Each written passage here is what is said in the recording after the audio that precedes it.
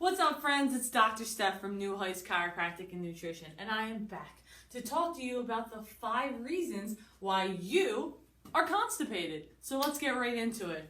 Some of you may already know this. I hope you do. And if you're constipated and you're not applying these things to your daily routine, you are doing yourself a disservice. If you are trying to lose weight and you are not having regular bowel movements, you are not losing weight, probably because of your unhealthy diet, maybe lack of exercise, but also, more importantly, your lack of bowel movements. If you do not go to the bathroom regularly, and approximately research says around 30 centimeters a day, not quite sure how big that is, but if you aren't going that frequently, then the toxins getting reabsorbed back into your body, and that can really affect your ability to burn fat and to lose weight. So let's talk about it. First one's first, dehydration. Friends, you need to hydrate. If you're watching this and you're like, I definitely don't drink enough water, if you do not carry a water bottle with you everywhere, then you're not drinking enough water. Because if you're going about your day and you don't have something that is a pretty big size water bottle, like at least 32 ounces, then you're probably not hydrating enough. So a good idea is really half your body weight, and that's how much you want to be around water consumption in ounces. And then of course, if you're outside and you're getting a little sweaty or exercising, you want to add about 8 ounces per 15 minutes of working out or sweaty exercise. Even if that's you're just playing some, I don't know, games outside with your kids. If you're sweating, especially now that it's hotter, we got to increase the water intake. Also, if you're having caffeine, bump up that water intake because it's going to dehydrate you. So if you're not having enough water throughout the day, then you don't have the ability for the stool is not getting loosened up to move throughout your bowels to get rid of at the end or the middle of the day. So first one, and it's super important, it could be an easy fix for you. If you're crushing caffeine all day and you think you're drinking enough water, you're probably not. Because every time you drink a cup of coffee, you're eliminating a bunch of water you just drank throughout the day. So you really have to it's like a chore how much water you have to drink if you're drinking a lot of caffeine as well. Second one, not enough fiber. Women, you're supposed to be hitting around 25 grams. Men, about 38 grams. I promise you, if you're eating a Western diet, aka an American diet, so a heavily processed diet, you are not getting enough fiber. Fiber is important, friends. I cannot explain this enough. It feeds the good bacteria in your gut. You need fiber. The good bacteria in your gut are your friends. How do I get fiber, Dr. Steph? Flaxseed is a really easy way if you're not fully committed to really upping your whole food game, to just get some flaxseed into your morning smoothie or your morning protein shake.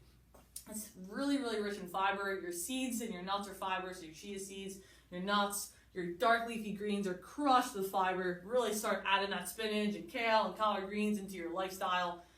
You have fiber in your beans, your legumes. There's really fiber in a lot of places that you're not thinking because you're probably still eating processed food, right? If it's in the freezer or it's in a package or in a bag, probably doesn't have a lot of fiber in it because that's just the way life is, friends. Start eating things grown from the ground and you will get fiber into your diet. Too much sugar and flour. Really quick, fiber helps eliminate stool. That's why that's important as well. Helps get the bad cholesterol out of your body as you go, number 2. And also, like I said before, it does feed the good bacteria, which we'll get to in a second. Number 3, too much sugar, flour. Sugar and flour feeds bad bacteria in your gut. So think of the inside of your gut as a war zone. You got your good guys, you get your bad guys. Your good guys are trying to protect you. They're trying to release certain hormones, digest your food, increase your energy, your metabolism. They're trying to do all these amazing things for you. And the bad guys are trying to do all the opposite. And they release toxins that cause constipation and diarrhea and headaches and acne and back knee and all kinds of terrible symptoms. So what feeds the bad bacteria is sugar. So the reason why a big reason why we have low energy and we don't feel good, and we're really looking at our diet, and my patients who switch up their diet, they're like, wow, I feel amazing.